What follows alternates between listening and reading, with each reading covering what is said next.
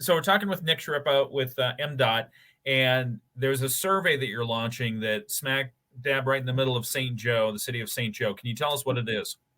Yeah, so we are planning a project in 2027 to rebuild M63 and I-94 Business Loop from Central Avenue to the Blossom Land Bridge and the BL to the Bicentennial Bridge. So local names, we're looking at Main Street, Ship Street, Port Street, and Wayne Streets. So those four, kind of you can see it behind me, that kind of forky looking thing. Yeah. We're planning that for 2027, but as part of that process, we are really trying to, trying to engage the community and all our stakeholders. So it's not just us making this choice, right? We want the community to have some input in how that final project will look. And what kind of inputs are you looking for? You know, we have a pretty good idea from the 35,000 foot level, how the road operates, what the data says, what the traffic volumes and types are. But what we don't always know are what kind of local traffic we have, right? So pedestrian traffic, bicycle traffic, are there local events that we need to take into consideration? So maybe there's a 4th of July event every year that really adds some volume and needs some special consideration. So those kinds of things really are what we come to the community for. And I mean, you're talking about a thoroughfare that runs right through the middle of tourist driven in the summertime, especially St. Joe, Michigan. How much leeway do we have? I would say a fair amount. Obviously, we have to stick to design standards. We have to stick with good engineering, but that doesn't mean we can't shoehorn stuff in, right? Everything, throw it at the wall, see what sticks kind of concept. If you got an idea, if you've got a desire to see something change, let us know.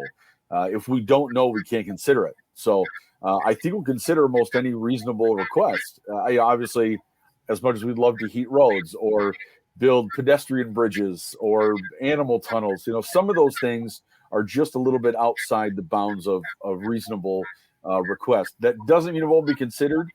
It just may not receive the same weight as other things. But if it's reasonable, yeah, I think everything's on the table at this point. You got a lot of engineers in this community. I don't know that you want to put everything on the table, given Whirlpool and everything. Again, if we don't hear about it, we can't consider it. So give us your best shot. What happens process-wise after the survey closes? We go through. There'll be a series of meetings. Meetings with the city, meetings with county and township officials.